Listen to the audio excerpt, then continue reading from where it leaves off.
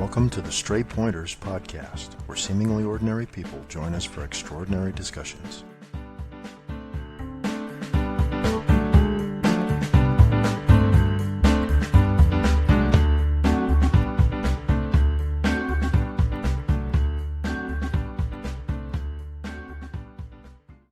You're listening to Season 1, Episode 13 of the Stray Pointers podcast.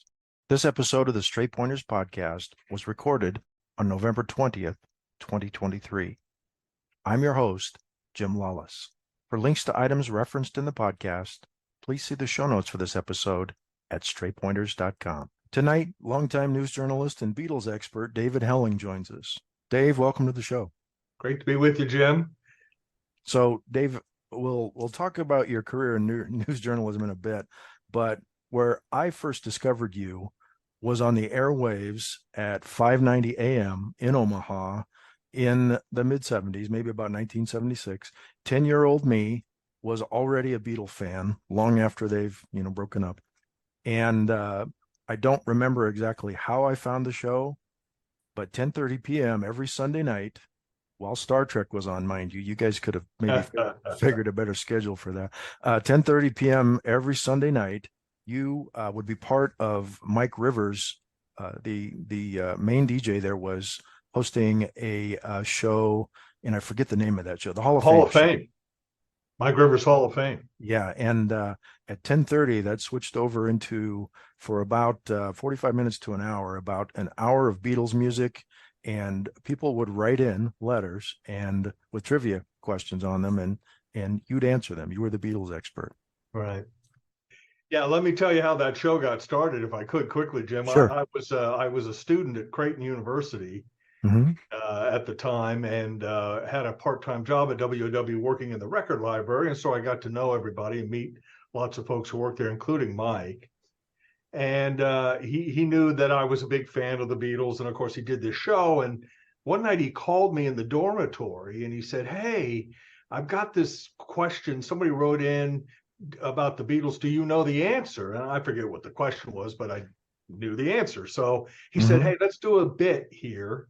I'll call you, and hey, this guy, and he's a student and he knows everything about the band, and I'll ask the question and you answer," which we did. And he got like 50 letters the next week going, "Hey, I've got this question about the Beatles." So it sort of grew from a one-off. It was supposed to be just a one-off thing. And it grew into a thing that turned out to be pretty big. Part of it, because you may remember, part of it was shtick. I mean, we told jokes and we played songs and Sunday night at 10:30, and at the time WOW had an enormous signal in Nebraska and Iowa, and so it was quite popular. I think it did it for a couple of years. And as I mentioned to you earlier, I still get letters and phone calls and emails from people who remember that show, even though I took a career path that took me down traditional journalism after leaving school, and that's what I did for a better part of 4 decades. So how did your interest in the Beatles begin? Well, I'm 68 years old, so the band broke in 1964 when I was 9. 64, 65, 66 was an incredible musical environment. I mean, it wasn't just the Beatles. It was, bands and Top 40 and Dylan and the Rolling Stones and all, the one-hit wonders. It was just an astonishing time to be alive if you were anything like a music fan, which I was.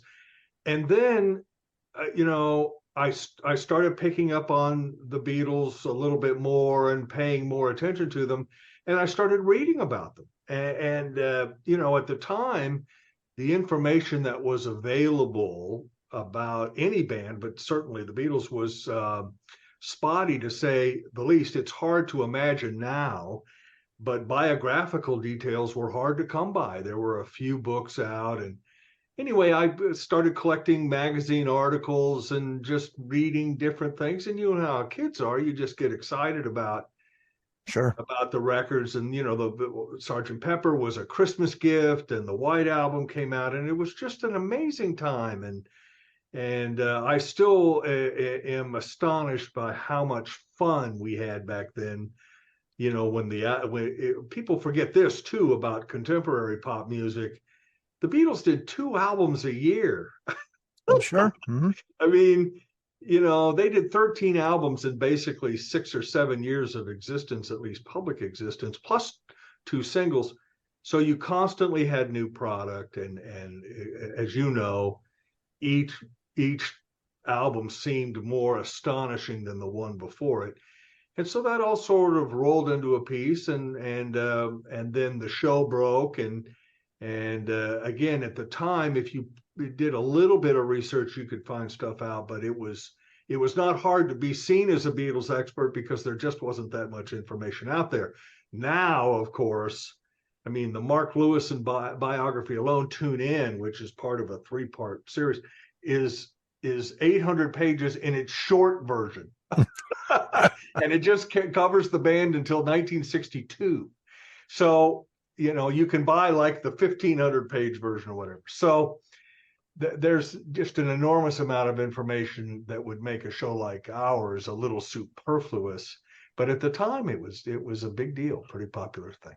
Now, did you continue amassing Beatles information, Beatles knowledge after you left the show? Well, I to this day, I mean, I read books and biographies, and of course, we'll talk a little bit about the new record, and I've read about that, and I'm interested in it, and I'm retired now. I retired at the first of the year. Mm-hmm. So again, you can sit down at your computer and just read the most astonishing, detailed. There's a website called the Beatles Bible, and it lists activities of the band every day from 1957 until today. Mm-hmm. And you can dig deep, and who played the strings on Eleanor Rigby, they'll list that. So I do a little bit of that. Obviously my musical horizons are a little bit broader than just the Beatles now. I mean, I've remained a pop music fan my whole life. I've lost track of it a little bit, in the last 10 years or so, because I do think it's gotten a little different than my experience. But Mm-hmm. the 80s, the 90s, the 2000s, I remained, quite interested in pop music, but I still read about them. I watched all the coverage of the Now and Then release, and was interested in what people had to say about it. So I'm still a fan, a big fan. So, did you follow their careers individually as well? Oh yeah, I've seen Paul McCartney in concert twice. I think he came to Kansas City. I saw him in 1976, which was just on, I think 76. It was just on the heels. It was his first tour. Gosh, your brain goes. I saw him in Kansas City, and then I saw him at Arrowhead Stadium in the 90s. And astonishing shows. I've seen Ringo, Mm-hmm. Stars, All-Star Band. Mm-hmm. That's quite a band. Yeah, quite a, the That's a of course, super group. personnel changed.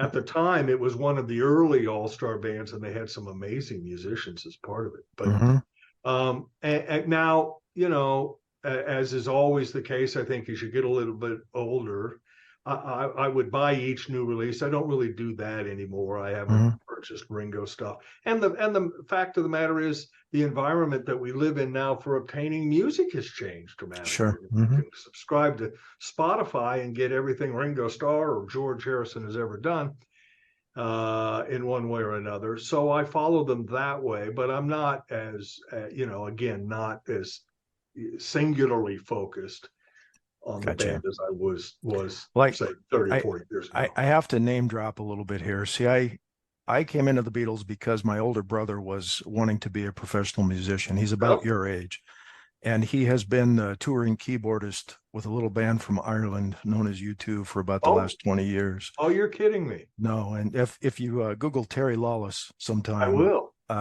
you'll see he's been with a bunch of bands, but he's got I'm a huge U2 fan. Now, his I've never seen their show, but I have close to a complete collection of U2 albums. you So should I'm you a should huge. you should see the Vegas show, I'm told.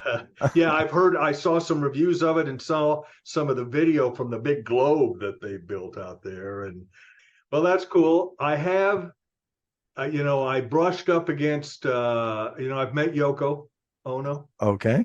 and had a long conversation with her many years ago in the late 80s is when I met with her. And then I once had a long interview as part of my journalism career with Pete Best. Oh, And, really?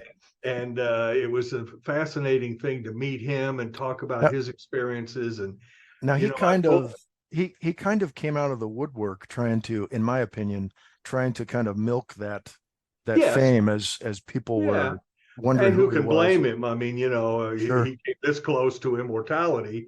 Um, and I discussed with him, as I discussed with a lot of people who are into the band, sort of our unified Beatles theory, field theory, and my theory that what separated the Beatles from other bands was their ambition.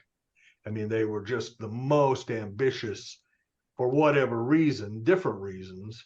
Do you think all of them were that driven, or do you think it was just Well, Paul? here's what I think happened, Jim, is I think they were all extraordinarily driven, uniquely driven early, and for different reasons. I've said this to people before. I think John Lennon was ambitious for his art. George Harrison was ambitious for, maybe money and women and Ringo was kind of along for the ride, but Paul McCartney was ambitious for fame, and he remains ambitious for fame to this day. I mean, he said it in Drive My Car, I want to be famous. Mm-hmm. And I think that ambition was overarching, all consuming. And when it died for Lennon and Harrison, the Beatles broke up. They just said, I don't have that anymore. I've got all the money I could want. I've had all the drugs. My art I can do on my own. And McCartney maintained that ambition, and that's why the band broke up, which I continue to believe is one of the greatest decisions any pop band has ever made. I mean, it had, you see bands now, 30, 40 years after they started. The Rolling Stones are a great example of putting out albums that are of questionable quality. And I think the Beatles would have gone through the same thing. It's hard to be, it's how do you top Abbey Road Mm-hmm. over and over and over? And frankly, I think one of my theories has always been that Lennon particularly understood that the continual need to top yourself was going to drive them insane eventually. And so let's break up and try it a different way. Um, and anyway, Pete Best and I talked about that theory and some other theories. And he did say, yes, they were quite ambitious lads back in the day. So they were going on about their careers, and then came that night in December 8th, 1980, when Right. we all got the news that John had been shot. Yeah, I can tell you my own story. I was in television news as a reporter in Wichita, Kansas at the time. And it was a cold day that day and wet and spitting snow. And I was doing live reports for our station all afternoon about the bad weather moving in and out on the highway as you do. And I went home that night on Monday and told my roommate, I said, I'm going to bed. I'm just tired and I'm cold and I've been working all day. And so I went to bed about 8:30, 9 o'clock that night. And the phone rang 10:30ish. And you could hear my roommate whispering, should we tell him? Should we tell him what's happened? Mm-hmm. And finally they came in and it was certainly, as I'm sure it was for all of your viewers and listeners, and for you as well, just a shock of unbelief that in some ways has never gone away. I mean, it's still hard to believe that that happened and how much incredible art we lost that night, Mm-hmm. let alone the personal tragedy and the musical tragedy. To rob the world of John Lennon's contributions for 40 years plus is just incredible thievery, and to this day it's kind of hard to believe in a way. So then, about 5 years later, his son Julian burst onto the scene with a couple of pop hits. Were you a fan of those? Yeah, to a degree. I didn't buy the albums, but I remember hearing them and thinking of them, thinking about them a little bit. and we'll, I'm sure, talk about Now and Then here in a minute, and the anthology project in the mid 90s. You always, you know, you, there's an intellectual engagement with music, but the emotional attachment that I feel toward Beatles music is really not duplicable. Do you know what I mean? I mean, even Sure. when McCartney comes out, or it's fun, interesting, compelling music, but it cannot match that sort of 64 to 70 diamond that is, the Beatles for me. Mhm. Um, there's all kinds of interesting, Danny Harrison has put out music, and I've listened to some of that over the years. And imagine, if you will, how hard it must be to Mhm. be Danny Harrison, or Jim McCartney, or Julian, or Sean Lennon, who's pursued his own musical career. And You, I find it interesting, and I listen to it, but I don't, you don't have the attachment to it. And they've said for years, people have studied this, that the music you hear when you're 13 and 14 is the music that you love the rest of your life. And I think mhm. I'm a perfect example of that. So you mentioned the anthology project. Was that the recordings that Free as a Bird came out? That was Yes, one of in the the mid songs. 90s, those were the 3 album set that Mhm. went along with the video. You know, they shot it's originally going to be called The Long and Winding Road, and George Harrison said, "No, we're not naming it after a McCartney song." But so I was fascinated by that. One of the things that you learn watching that documentary, watching other and reading other books, and certainly the Get Back project that just came out a couple of years ago, maybe a year ago, Mhm. that there's a certain amount of revisionist history, which you want to give the band the leeway to tell their own story the way they want to be told. But the rough edges of the Beatles have been knocked off completely, and anthology was part of that, Mhm. and certainly the Get Back / Let It Be re-edit. It's all sanded smooth now, which I think is largely McCartney's doing, because he's all about sanding off the edges if you can, Mhm. if you will. And so the anthology project was that for me. Now, one of the things, interestingly enough, I talked with Yoko Ono about in 1988, I think, when we met. I mean, I don't want to overemphasize this. I spent maybe 15 minutes with her, but I talked about the unreleased Lennon material and said to her, that stuff is like sketchbooks, for great artists, Mhm. where it doesn't replace the finished product, but it's an interesting thing to observe and deepen your understanding of the project, the final product. And I think that was true. And I think that's what I loved about anthology, is to hear art, alternate takes and sketches. And when the band put out the remastered Revolver here a couple of years ago, there was a snippet of Yellow Submarine with John Lennon singing it. I don't know if you've heard that or not, but I have not. it's like a minute long, and everybody thinks that's a goofy kid song that Paul wrote for Ringo. You listen to John Lennon sing it; it's sad. Hmm. It's very melancholy. Fascinating, just fascinating. How did they take it from that to what it became?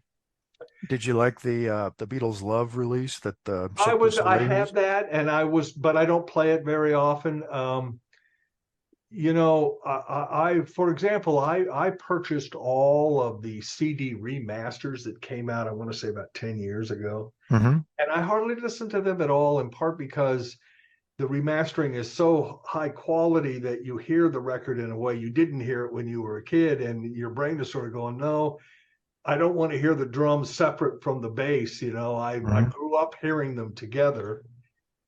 I bought that record, and as I say, it's much more of a sort of a fun intellectual exercise than it was an emotional one when I was younger, to listen to the record now, which is kind of how I listen to Now and Then, So when it so what came did you out. think? What did you think of Now and Then?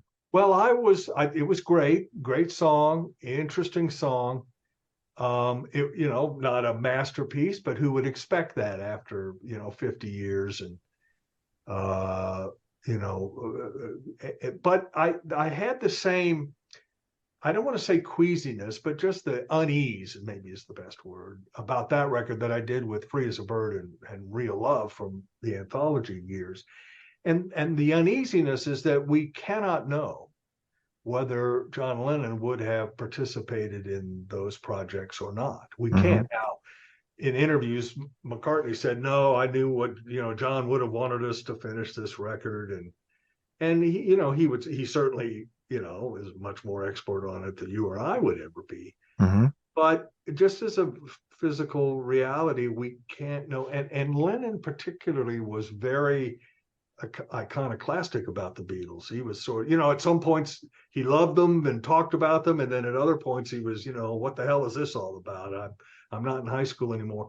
And so when you listen to those songs, when I listen to those songs, it's hard for me to separate in my mind what he might have thought of this project from what it turned out to be. So that sort of knocks a little bit of the edge off, to coin another phrase, that you would not have from records from that era. But who would have thought that Paul McCartney would still be doing this at 82, Sure, or 81? sure. Or that there would still, Ringo Starr is going to be, in next year 84 years old, and he's still on the road. So all of our understanding of 60s era pop music has to be adjusted for that reality. No one would have ever thought that these bands, or the Rolling Stones, or Bob Dylan out on the road, or Hmm. Neil Young putting out new music, or Crosby, Stills and Nash. I mean, all of those bands that we all listen to, nobody would have thought that we would still be judging them, Hmm. 60, 70 years later. Hmm. And so that sort of tilts one's understanding of the entire scope of the career of the four members of the Beatles.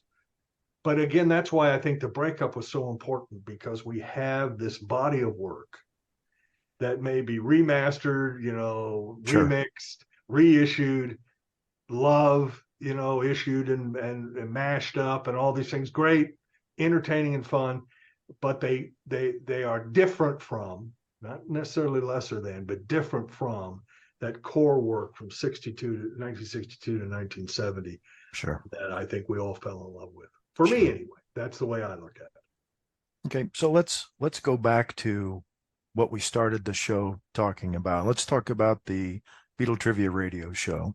it. Sure. What are some of your memories from that show? Is there Well, anything that sticks Mike out and all I the were, time? yeah. Well, I loved it. Of course, it was live most of the time. Every once in a while, we would tape one because of my schedule, or Mike's would require it. But 9 times out of 10, we did the show live. Hmm. I'd come in the evening. He'd show me the letters. Let's do this one. I'd say, okay, play this song, and we'll want this. And most of the questions were answerable for me. I mean, there weren't many that I was completely stumped on. Where Uh, did now I take it you didn't go into the questions cold. You had seen them well before the show. most of them I had seen before, although on occasion he would say, "Hey, I'm just going to spring this on you just for the fun of it Hmm. and the entertainment value of it," and that was fine. I mean, there weren't, again, at the time, the interest that people had in the Beatles was based on their sort of superficial knowledge, and my knowledge was about an inch deep, but it was deeper than most, and so it had a sort of a compelling nature. But the great thing about Beatles trivia program for me was it taught me how to ad lib on the Oh, air. okay. You had to get used to talking as you and I are talking now. We didn't go over the questions or anything. We're just Right. yakking. Right. Right. Right. and that was an important skill for me to have in journalism. You know, I was in television journalism. I did radio for a little bit, and then did TV journalism basically until 2005. So, you know, the ability to ad lib, to talk about subjects that you know something about and make some sense of it is an important skill in television reporting, even to this day. And Beatles Trivia was very helpful for me Mm-hmm. doing that, and, you know, sitting in front of a microphone and not panicking and not, you know, I need to write it out. What are you going to ask me? You know, all that stuff I didn't really have a need for. Did, So did you attract any weirdos? no, but I could attract a crowd, you know. I mean, I had autographs, you know, it was just silly. I mean, I would sign autographs, and I was in the newspaper a couple times. He does the Beatles show. And, you Sure. know, it started out as a little 5 minute segment, 10 minute Yep. segment, and then it Yep. was 15, and then it was a half an hour, and then it was And an hour, you know, and you because you the said on your last episode that your folks couldn't get the show at their in the city, so they had to kind of leave the city proper and drive yeah, around a little bit, and they could hear the yeah, show. you know, they were not Beatles fans, but they were Dave Helling fans, so they Sure. wanted to hear me on the radio. And you know, they were always very encouraging of my journalism career, of course. And you know, it was a great experience. You know, it didn't. I think people thought that my career goal was to be a disc jockey or to do radio, and it wasn't really. I mean, I wanted to be a journalist, newsman, which is what I fortunately turned out to be until, as I say, I retired at the first of the year. Hmm. So, So uh, let's talk a little bit about that. You went to excuse me, you went to Creighton University, which is a great school, right, and you came out with a degree in, is it journalism. broadcast journalism or is it just Yeah, journalism? a Bachelor of Arts in journalism. I was student body president my senior year, and that was also very helpful in my career in terms of understanding sort of politics. I became a political reporter basically, Yeah.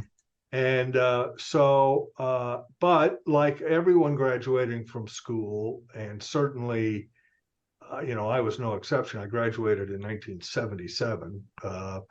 The landing the first job was a challenge, but I was able to find something in radio news in Hastings, Nebraska in that May of graduation. So I actually started work there before the graduation ceremony. And I worked there for the summer basically, and then was offered a job in television in Grand Island, Nebraska, and did Hmm. that until 1979, then got offered a job in Wichita, Kansas, where I went, met my wife, and then they opened. They were owned by sort of an eccentric guy, and he wanted to have a Washington bureau, and all the satellite technology with, you know, K band and all that was coming into falling into place. And so I went to Washington for 4 years and covered politics, Capitol Hill, for Wichita and other stations in Kansas, and then came back to Kansas City in 1984, late 84, Hmm.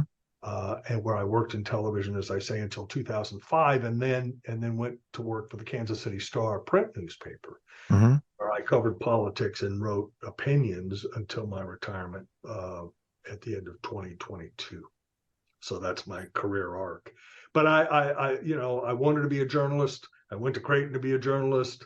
You know, I wanted to be a reporter. That's my life's goal. It wasn't necessarily to spin records or do any of that stuff. Sure. Again, Beatles trivia was a thing that sort of was very organic and interesting in that way. It was a one time deal, and then suddenly it became this bigger thing Sure. that people like yourself and others remember 50 years later, which is Yeah, you know, I shocking. remember writing you in. I wrote three questions and I got one answered, and I for the Yeah. life of me can't remember what the questions were. Well, I can't either, Jim. I apologize. Yeah. It was pretty cool to for an 11-year-old to scrawl something out, put it in Yeah. the mail, get it read on the radio with all these people listening. Yeah, and you know, one of the things that was very cool about the Beatles is that 11-year-olds to this day enjoy the band. And Hmm. you again, that's not something you would predict. Yep. But every generation comes to the Beatles in a different way. For And me, it was the movie Help, and then my brother bequeathed some old singles to me once he started getting some of the albums, and that was it. yeah, and you start listening to that music and go, holy smokes, this is good. Mm-hmm. And you know, I was talking to my daughter a couple of days ago. There were some videos I stumbled across of a classical one. One was a classical guitarist playing Eleanor, the melody to Eleanor Rigby. Mm-hmm. And someone else, I think Pat Metheny, was playing And I Love Her acoustically. Mm-hmm. And it is still stunning to hear those melodies and to realize how rock solid those melodies were. Mm-hmm. Where did the skill come from? Mm-hmm. I talked about ambition a little bit, but where did the skill come from to write those melodies out of thin air? Mm-hmm. It's a mystery, and it's magical, and it is magical for every generation. You know, I've got a 5-year-old granddaughter, and I'm, you know, playing Yellow Submarine for her, and they're getting a kick out of it. And so it's not unusual, Jim, for an 11-year-old Jim Lawless to listen to records and then go, wait, there's a show about this stuff, and it's Mm-hmm. 10:30 on a Sunday night on a school night, Oh, so I had to get sneak into the special corner dispense. and listen. Yeah. You Yeah, you know? were on right after Monty Python was over on Nebraska Public TV. Yeah, And I had a deal with my parents that as long as the grades stayed up, I could stay up and listen to the show. yeah, So on this old black and white TV that I had, I'd have Star Trek on with the sound down and I'd listen to Beatle trivia. So yeah. And part of the allure was that it was on a Sunday night at 10:30. I mean, it yeah. was, if we had done that show at 2 o'clock on a Saturday, I don't think it would have been nearly as important. But I think that on Sunday night, kids just, you know, in Lincoln would be listening, and Yeah. Omaha, Yeah. and you know, all over the eastern part of Nebraska and western Iowa. It was kind of a nice way to cap off the week too. Yeah, and it just was. And again, I hope, you know, listeners who remember the show remember that it was a little bit lighthearted. Hmm. I hope fun, you know, interesting, and then at its core, it had Beatle music in it. And you know, my candle to that 5,000-watt light was nothing. I mean, it was about their music, which to this day is compelling. Yeah, your daughter has a YouTube video out of the last episode, Right. minus the music. You can hear the kind of the intro and the outro to Well, and each there's a song. story there too, because, and I didn't know there was going to be a test, but someone sent me that audio, a Hmm. fan of the show, and said, "Hey, I taped this, and I thought you mean this was 3 or 4 years ago." And I regret to have not remembered the name of the fan, and I'm sorry for that. And if he's watching, I apologize. But anyway, he sent it here, and I told my kids, I've never talked that much about the show, but I told my daughter, I said, "Hey, this is the show I used to do in Omaha when I was in college." And you know, hearing your dad's voice at 20, when you know your dad at 60, is quite a thing. And so she got a real kick out of it and decided to move it over and do some other things and put Hmm. it on YouTube, and people stumble across it on occasion. Yeah, that will be in the show notes for this episode, so there'll be a link there so folks can Oh, listen. And neat. I encouraged them to listen to that last episode. There'll be a little overlap to what we talked about here Yeah. tonight, but I was listening on that night and it went long. And I think you mentioned this on the show, but that was thankfully a daylight savings time day. Oh, you know what? We lost an hour. So I was dog tired by the time that thing was done. uh, And I still managed to get up and go to school the next day. yeah, there were some people who wanted us to keep it going, but it was just not going to be possible. I wasn't in Omaha. You know, I was going out to do in fact, I think I came back to Omaha from Hastings to do that for the last couple of programs. And Oh, okay. Mike was interested in keeping it going, but it wasn't acrimonious in any way. I just said, look, I'm working for another station and I'm doing the Hmm. news. You know, it was fun while it lasted. He was great. He treated me great, and the station treated me great. And It was always volunteer. I mean, it was people used to go, "Well, I must pay you hundreds of dollars." And no, it was pretty much free. But it was fun. It was fun, and I learned something, which we just talked about. And Mhm. so for those reasons, it was quite the deal. So what's on the horizon for Dave Helling now that he's retired? Well, I still do occasional public television news programming in the Kansas City area, but mostly I enjoy my time off, Jim. Sure. I just I've chased ambulances for, as I say, from 1977 until 2022, 45 years. And I did a lot of political reporting, and I had a great time. I mean, I met George W. Bush, I met Barack Obama, I've interviewed. I didn't interview, but I've met Donald Trump. I've interviewed Joe Biden before. So, I met people of great interest, and I had just a fabulous career and enjoyed every minute of being a reporter. It was everything I dreamed it was. It was never. I heard this on TV today, but somebody said it's I get to work, not I got to work. Hmm. And that was really true for me right up until the day I left. Um, but mostly, but it is in the last 5 years of my career, I wrote editorials and columns. Hmm. And in the environment we are now in, it was a pressure packed job because no matter what you did, you made somebody mad. And after Sure. 5 years of that, it was pretty tiring. Sure. So I said, and I'm 68 years old. I'm past retirement age. So that's where I now stand. So I can listen to more Beatles music, including That's now and great. then, by the way. That's great. So, do you have any parting thoughts for both of my listeners? No, yeah. Well, you're so kind to ask me to come on and chat about the show. And to those who may have enjoyed it at one point, hello, and thank you for listening then. And I hope you still love the band the way I do and did. Um, you know, it has, Jim, my understanding of the music of the Beatles has informed my political life in a way, because I do think that they were trying to tell us something, which is it's more fun to love than to do something else. And I believe that. I believe that there is still an opportunity for us to understand we have more in common than we have not in common. And that's the lesson the Beatles taught me. And I think that still applies. And I think that's why people still find them so compelling even to this day. That's great. Dave, thanks for being with us tonight. It Jim, was a great. pleasure. Say hi to your brother for me. I will. I'd like to thank Dave for his time tonight, and I'd like to thank you all for listening. Let's do this again soon. Take care.